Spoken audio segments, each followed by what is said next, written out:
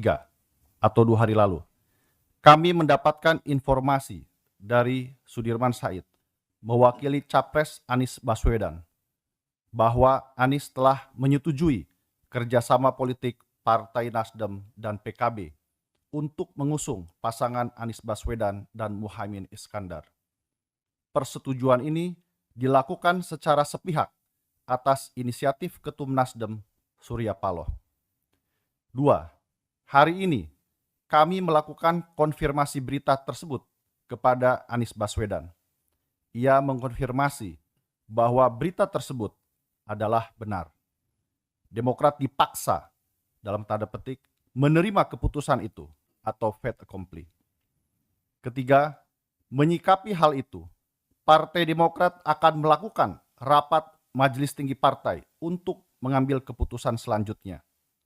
Sesuai dengan ADART Partai Demokrat tahun 2020, kewenangan penentuan koalisi dan capres-cawapres ditentukan oleh Majelis Tinggi Partai.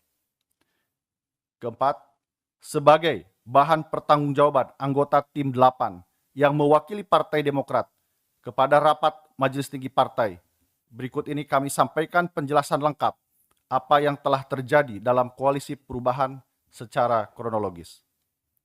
A. Meskipun Anies Baswedan telah diusung oleh Partai Nasdem sebagai capres sejak 3 Oktober 2022, tetapi hingga 22 Januari 2023, baik Anies maupun Partai Nasdem belum berhasil membentuk sebuah koalisi parpol yang memenuhi syarat presidensial threshold 20%. B.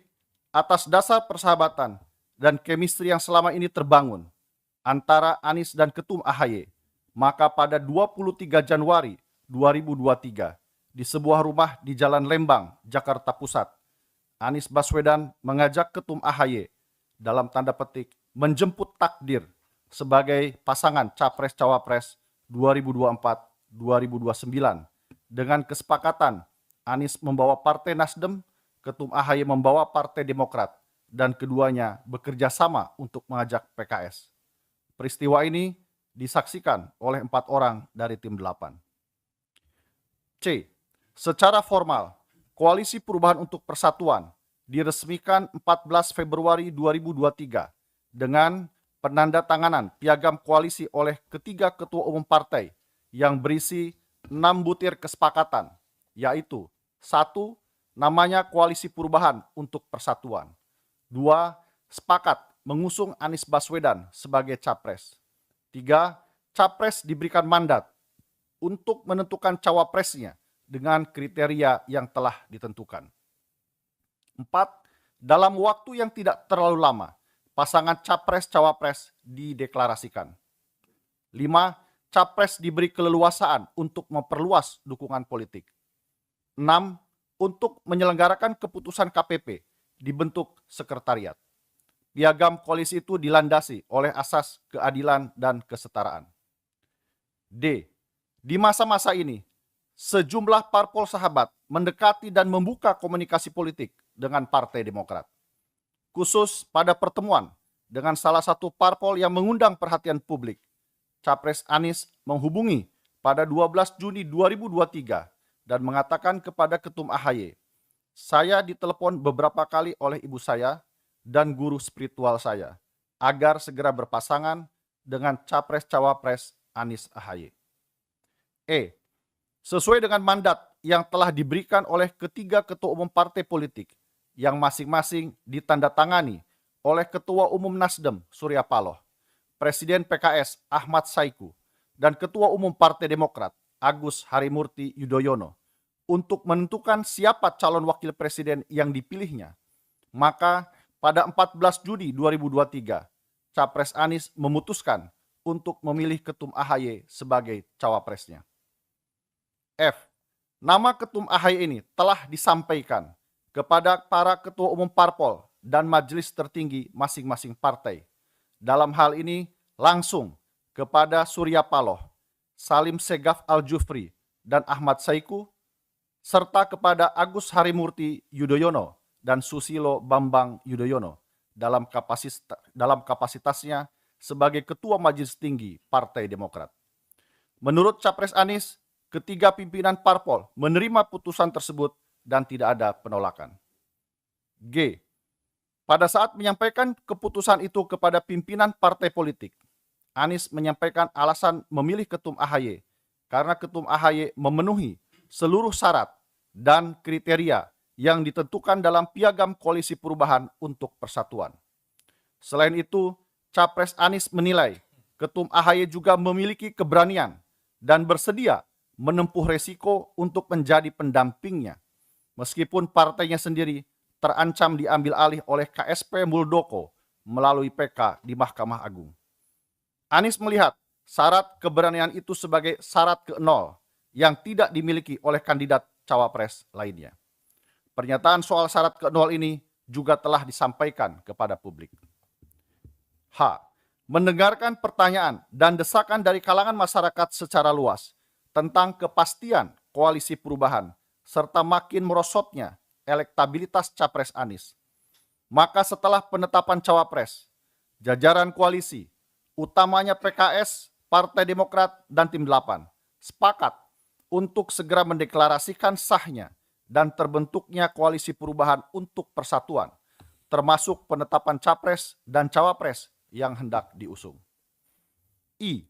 Atas harapan dan desakan masyarakat agar koalisi perubahan segera dideklarasikan, Capres Anies dan Tim 8 telah merencanakan beberapa kali waktu deklarasi.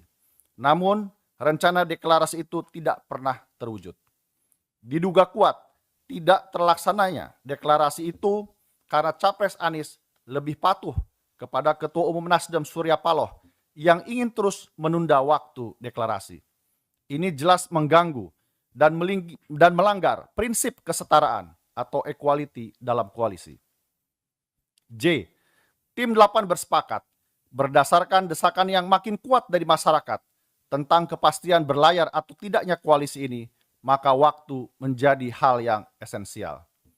Terkait dengan waktu deklarasi ini, juga telah dikomunikasikan kepada Ketua Umum Partai Nasdem Surya Paloh pada hari Kamis tanggal 24 Agustus 2023, kepada Ketua Majelis Tinggi Partai Demokrat SBY pada hari Jumat tanggal 25 Agustus 2023, dan kepada Ketua Majelis Suro PKS Salim Segaf Al-Jufri pada hari Sabtu tanggal 26 Agustus 2023.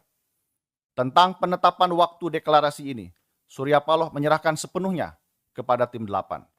Sedangkan SBY dan Salim Segaf bersetuju untuk dilakukan percepatan deklarasi. Pada pertemuan Capres Anies bersama Tim 8 dengan SBY, Capres Anies menyampaikan bahwa deklarasi akan dilakukan pada awal September 2023. K.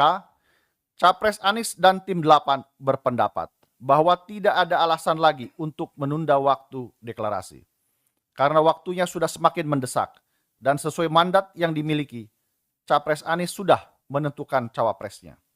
Bahkan, Capres Anies menuliskan keputusannya itu dalam bentuk surat tulisan tangan yang ditandatangani kepada Ketum AHY pada tanggal 25 Agustus 2023, 6 hari yang lalu.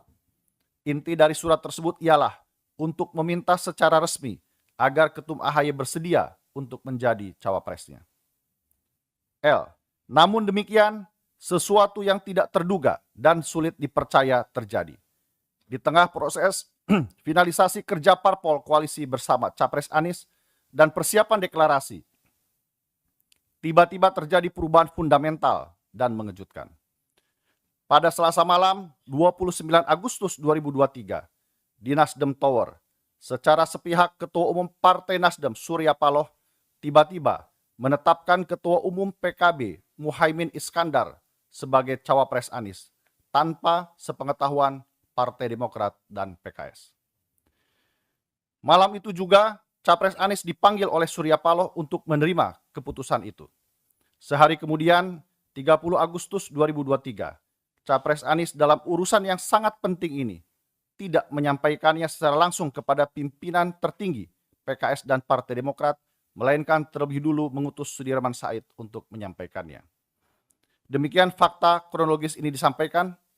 Rentetan peristiwa yang terjadi merupakan bentuk pengkhianatan terhadap semangat perubahan, pengkhianatan terhadap piagam koalisi yang telah disepakati oleh ketiga parpol, juga pengkhianatan terhadap apa yang telah disampaikan sendiri oleh Capres Anies Baswedan yang telah diberikan mandat untuk memimpin koalisi perubahan. Tertanda Teguh Rifki Harsa, Sekretaris Jenderal Partai Demokrat, anggota Tim 8. Terima kasih. Terima kasih, Bung Iftitah.